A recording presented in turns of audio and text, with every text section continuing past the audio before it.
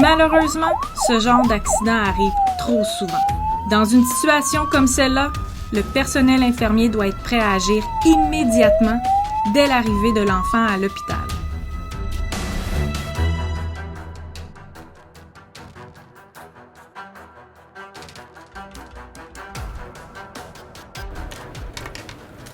Bonjour, je suis Catherine Roberge, infirmière clinicienne au CHU Sainte-Justine.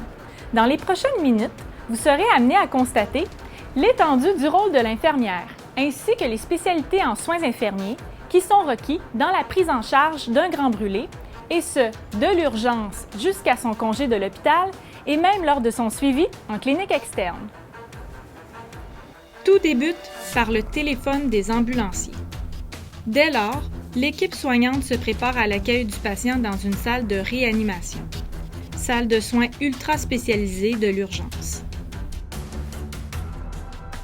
Dès l'arrivée à l'hôpital, une équipe composée d'infirmières, de médecins spécialistes, d'inhalothérapeutes et de préposés aux bénéficiaires prend en charge rapidement le patient qui est en situation critique et instable. Le rôle des infirmières est d'évaluer et d'attribuer une cote de priorité en lien avec la gravité des signes et symptômes présents chez l'enfant. Ensuite, elles doivent, entre autres, prendre les signes vitaux, installer les moniteurs de surveillance et les perfusions intraveineuses. Enfin, elles évaluent l'état des brûlures et des plaies, préparent et administrent la médication requise et rédigent les notes au dossier afin de rendre compte de leurs évaluations, des soins donnés et de leur jugement clinique. Dans une telle situation, l'infirmière doit intervenir avec assurance, calme, rapidité et précision afin de détecter les signes de détresse respiratoire et cardiaque, ainsi que le niveau de douleur du patient, tout en agissant en étroite collaboration avec l'équipe multidisciplinaire. Durant cette même période, une infirmière assure une présence auprès des parents inquiets et angoissés, en les informant de la situation, en les rassurant et en répondant à leurs questions. Le patient est ensuite dirigé vers les soins intensifs. Durant le déplacement, une infirmière évalue l'état du patient via des moniteurs de surveillance. À son arrivée à l'unité, elle donne un rapport du contexte de l'accident et des soins que l'enfant a reçus à sa collègue afin de permettre une bonne continuité des soins. Par la suite, l'infirmière s'assure du confort, de l'état clinique du patient et elle installe les moniteurs de surveillance respiratoire et hémodynamique. L'infirmière, en collaboration avec un inhalothérapeute, assure le maintien des fonctions cardio-pulmonaires du patient. Elle se doit aussi d'informer et d'expliquer la nécessité de tous ces appareils à la famille, ainsi que la prise en charge faite par l'équipe soignante.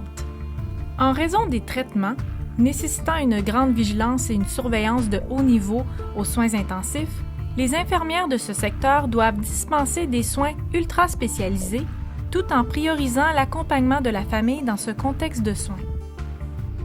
Elles doivent aussi penser à leurs autres patients, par exemple ceux en attente d'une greffe cardiaque. Les enfants sont parfois branchés à un cœur mécanique qui permet de pomper le sang, qu'on appelle cœur de Berlin.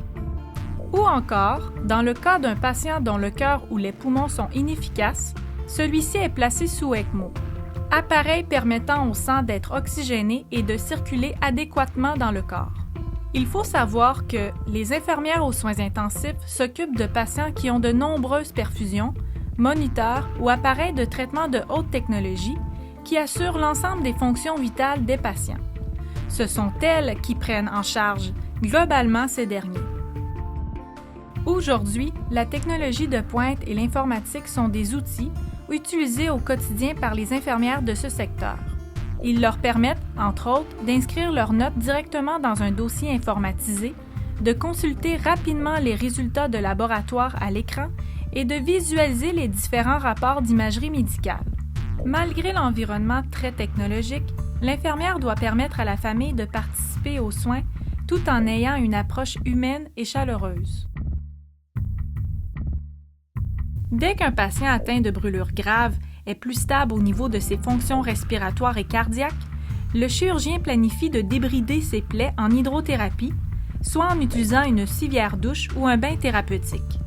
Lors du traitement, l'infirmière assure, en collaboration avec l'anesthésiste, l'évaluation et la gestion de la douleur, la surveillance des signes vitaux et l'administration des médicaments.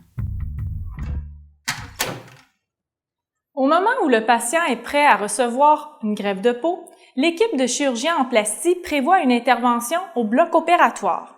Le rôle de l'infirmière de ce secteur consiste dans un premier temps à accueillir et à sécuriser l'enfant dès son arrivée et à établir un climat de confiance auprès de ce dernier et de sa famille.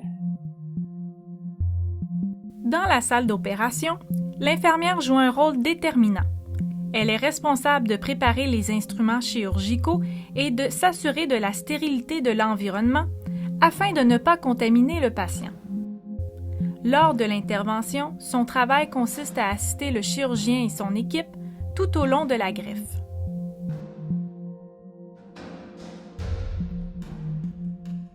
À sa sortie du bloc opératoire, le patient est alors transféré vers l'unité de chirurgie, où une infirmière et une infirmière auxiliaire l'accueillent. Elles expliquent la routine de soins ainsi que les règles de vie du département aux parents.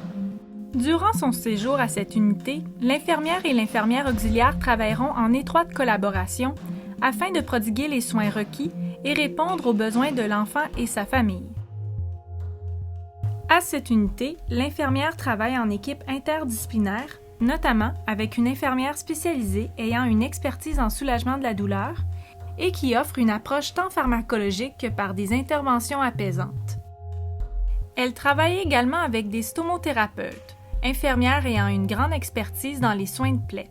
Celle-ci évalue les plaies et recommande les traitements spécialisés nécessaires à la cicatrisation. Par ailleurs, l'infirmière joue un rôle primordial dans cette unité durant tout le séjour de l'enfant. Elle doit, entre autres, évaluer la douleur avec l'enfant. Par exemple, elle utilise un outil adapté à l'âge du patient qui permet à celui-ci d'indiquer l'intensité de la douleur ressentie.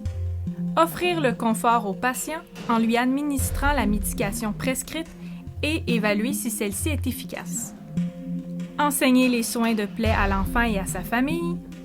Préparer le retour à la maison et s'assurer que la famille comprend, participe et adhère à la planification des traitements, comme le changement de pansement et la diète particulière prescrite à un grand brûlé. Finalement, assurer la continuité des soins, c'est-à-dire coordonner le suivi avec le médecin traitant, les professionnels et les partenaires du réseau communautaire. Par la suite, le patient est suivi en clinique externe afin de terminer sa convalescence à la maison.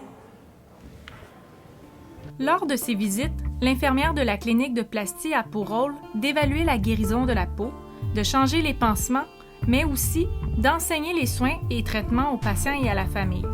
Elle se rend également disponible à ces derniers par téléphone, en écoutant leurs préoccupations, en répondant à leurs questions et en validant les changements qui surviennent à la maison. Travailler auprès de la clientèle des grands brûlés exige des infirmières de maintenir leurs connaissances à jour continuellement. Certaines équipes d'infirmières sont dédiées au développement professionnel de leurs collègues. D'autres, comme les cadres conseils en sciences infirmières et les conseillères en soins infirmiers, planifient et préparent leur formation avec les équipes soignantes, les médecins et les autres professionnels.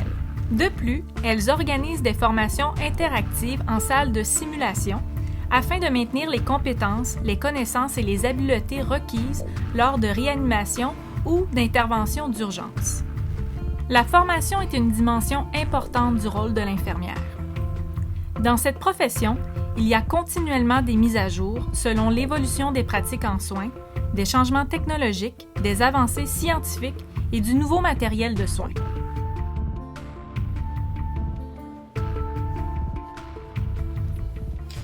J'espère que ce bref aperçu des différentes facettes de la profession d'infirmière vous a permis de constater l'éventail du rôle qu'elle peut exercer auprès de l'enfant et de sa famille. Que ce soit à titre de soignante, formatrice, experte en technologie, confidente et j'en passe. Nous souhaitons avoir suscité votre curiosité et de l'intérêt pour cette profession où de multiples possibilités s'offrent à vous. Et qui sait, une carrière au sein de notre équipe vous y attend peut-être.